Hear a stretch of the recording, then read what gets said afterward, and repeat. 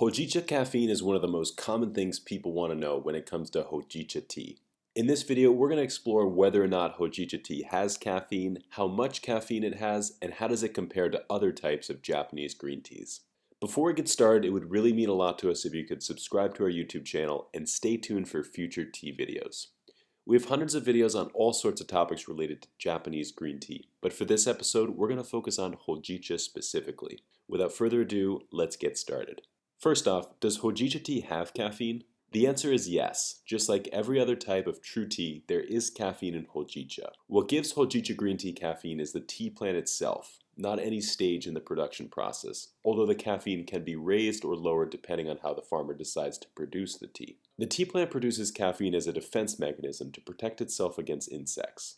Caffeine can be bitter or even poisonous to small insects, so it makes for a good protective coating. The younger, more tender leaves of the tea plant are more vulnerable to insects, so they require more caffeine to protect themselves. The older, more mature tea leaves are tougher, and they don't produce as much caffeine. Hojicha is made from older tea leaves, which makes the Hojicha tea caffeine on the lower end of the spectrum. In a later section, we'll discuss how the Hojicha caffeine level compares to other teas produced with younger tea leaves. How does the roasting process affect the Hojicha caffeine content? While it doesn't make that much of a difference in how much caffeine is in Hojicha, the roasting process does play a small part. Some of the caffeine is burnt off through the roasting process as the tea leaves are turned in a large hot pan.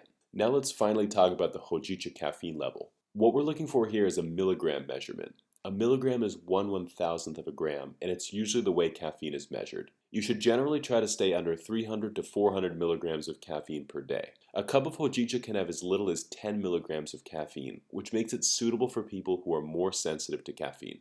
It also makes for a nice, relaxing tea to enjoy in the late afternoon or evening.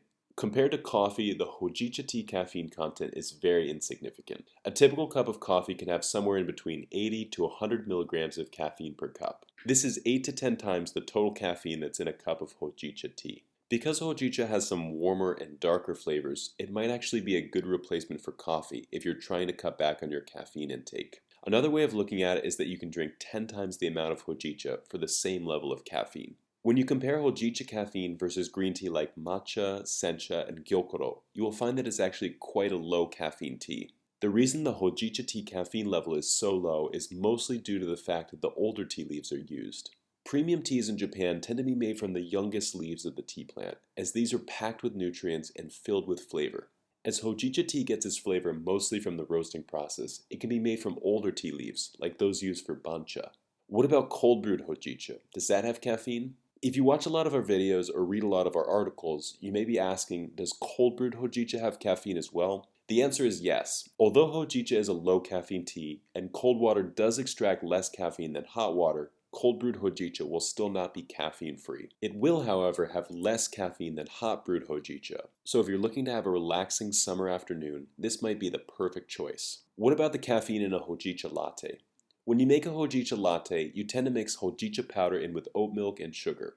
Because there is no caffeine from the milk or the sugar, the Hojicha latte caffeine comes from the Hojicha powder itself. This means that if you want to find the caffeine content of your Hojicha latte, you can just check the caffeine content of whatever Hojicha powder you added.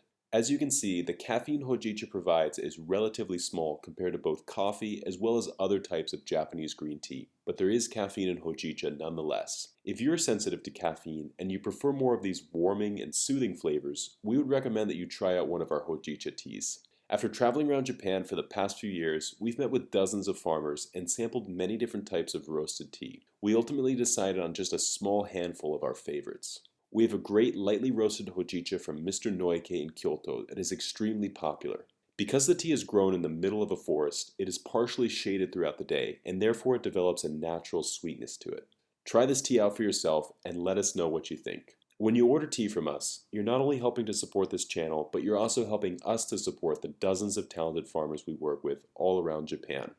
We hope that by sharing these farmers' stories and their teas with people all around the world, we can help to transition the tea industry into a more positive, sustainable direction. Thank you all so much for watching, and if you have any questions about Hojicha or green tea in general, please feel free to leave them in the comments below.